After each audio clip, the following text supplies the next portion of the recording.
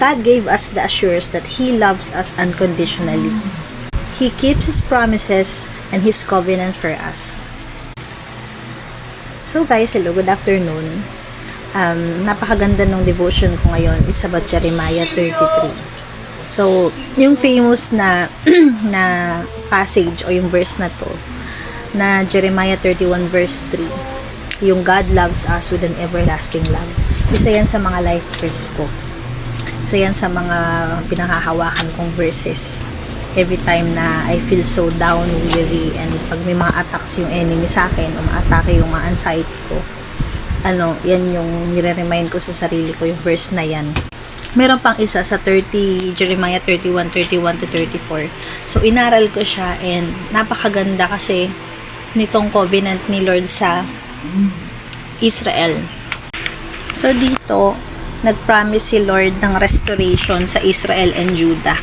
Alam naman natin yung story niyan na how they became very obstinate, stubborn people who turned away from the Lord. Napakadami nilang ginawang sins, and they have given themselves to idols. Talagang marami silang ginawang kabalastugan sa mata ng Lord. Pero dito sa sa verses na to, nagbigay ng bagong covenant si Lord. So, yung sinasabi din niyang He loves them with unconditional love is yung pertaining to Israel din yun and Judah. Na no matter how sinful they have become, or no matter how wrong, no matter how great their mistakes were o gaano katindi yung pagkakasala, they have wronged against God. Mahal na mahal pa rin sila ni Lord unconditionally. And ito nga yung sinabi ni Lord. It's about the new covenant. So, Jeremiah chapter 31 verses 31 to 34, it says, "Behold, the days are coming, declares the Lord, when I will make a new covenant with the house of Israel and the house of Judah." Yan, yung dalawa na yan. "Not like the covenant that I made with their fathers on the day when I took them by the hand to bring them out of the land of Egypt.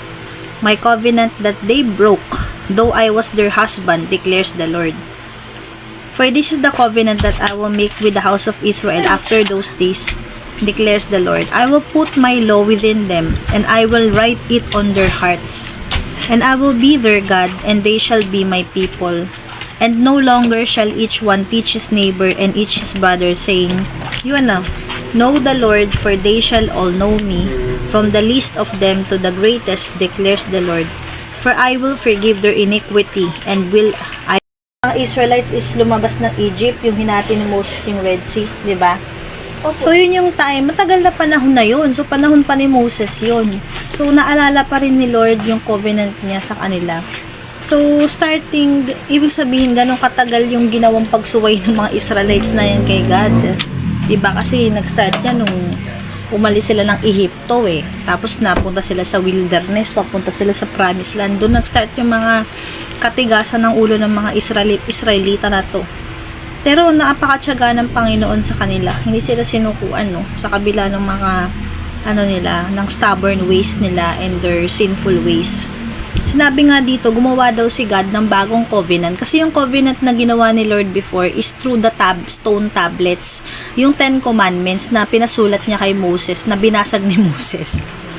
So, di ba parang doon na nasira din yung na yun ni Lord. Actually, binaliwala ni Moses yun. Binasag niya out of anger.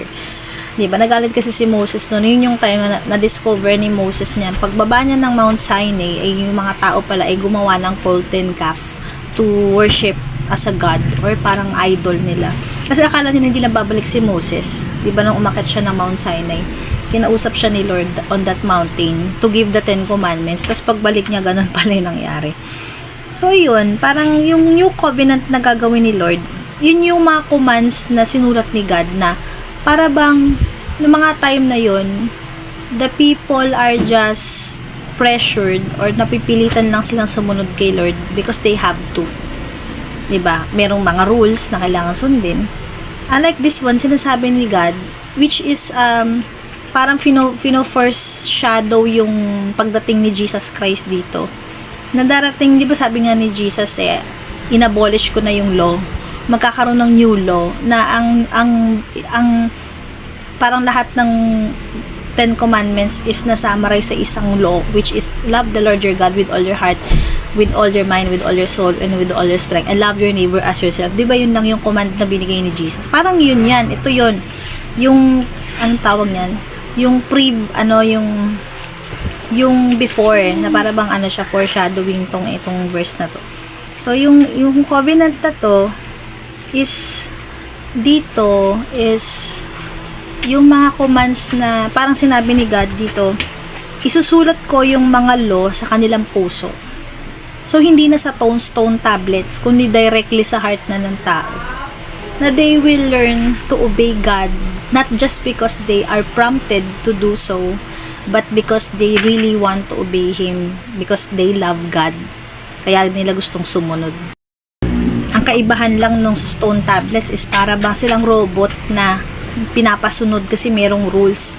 Eto, pag sinulat ni Lord yung law na yan sa kanilang hearts, kikilalanin na nila silang Lord, and that will be permanent. Hindi na siya mabibreak kasi stone tablets, bato pwedeng ulit parang pwede ulit masira, mabasag. Pero ito directly sa hearts na ni Jesus. Sabihin nun, parang may mga prophesy din before itong time na yan. Darating ang time na yung mga susunod na generation na yan, talaga namang magkakaroon sila ng pagkakakilanlang sa Diyos. Na actually, nangyayari naman ngayon kasi umabot sa generation ngayon. Kaya nga maraming Christians ngayon eh. Ibig sabihin nun, marami ngang nakakilala sa Diyos at marami ngang nagpatuloy, marami talagang sumunod sa Diyos. Maraming nag-obey wholeheartedly. Hindi lang dahil sa may mga 10 commandments, pero dahil sinik talaga nila si Lord. Dahil sinabi nga ni Lord, I will write my law in their hearts. Kikilalanin nila ako na Diyos. Hindi na sila kailangan turuan na, oh, ito ang Diyos, ito ginawa niya, ganyan. Para bang magkaroon na ng kusang loob yung mga tao na yung nasa, dahil merong somewhere in their hearts na they know that they have to parang yung ma-urge sila na mahalin si God or magsumunod kay Lord kasi pinaprompt na naka-ano na sa ka-imprint na sa heart nila yon. So parang ganun yung sinasabi dito. Tapos sinabi dito na yun nga, they shall all know me from the least of them to the greatest, declares the Lord, for I will forgive their iniquity and I'll remember their sin no more. Saka yun pa, pinakamaganda nito. Sabi pa, kakalimutan na daw ni Lord lahat ng mga sins na nagawa nila. So, diba? So, sobrang dami ng kasalanan nagawa nila and the Lord decided to forgive them. Ang Lord po, nagpatawad yan. He keeps no record of wrongs. Diba? Unlike tayong mga tao.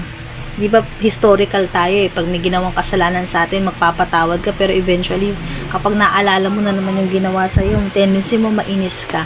Or parang babalik-balikan mo. Si Lord, hindi ganun. Pag pinatawad na tayo, wala na talaga. Burado na yon, clean record. So, kahit gaano kalaki yung nagawa mong kasalanan, when you repented with all your heart and the Lord forgave you, tanggapin mo ng buo yung kapatawaran na yun at mag-move forward ka kasi totally binibigyan ka ng chance to start anew. Kung i-connect ko to sa devotion ko, napakaganda. Ayan yung covenant na applicable din sa atin lahat ngayon. Na meron tayong direct access kay Lord ngayon.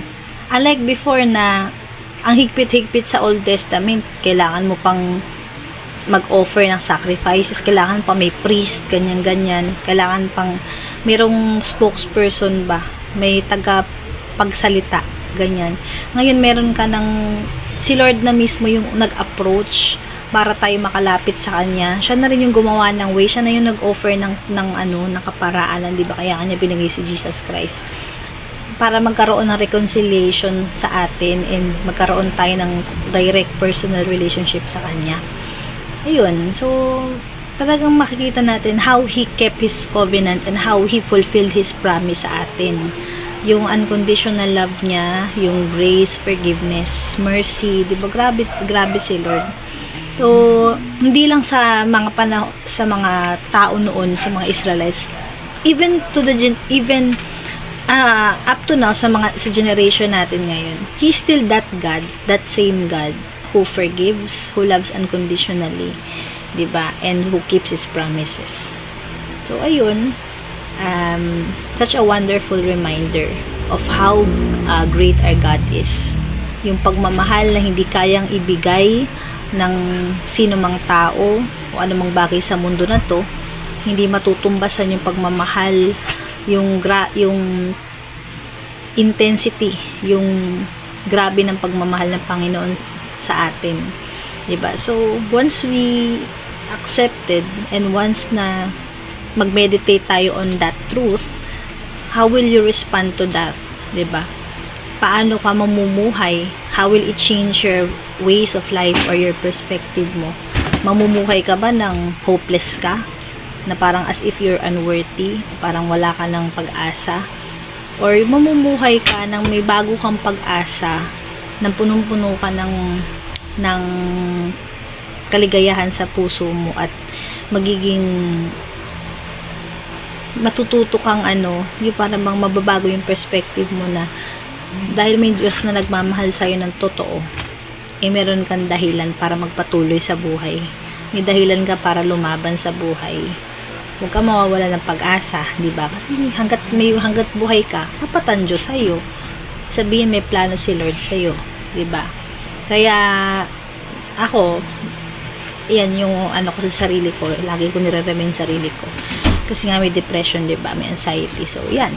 Yung pagmamahal ng Lord ay sapat na para magpatuloy.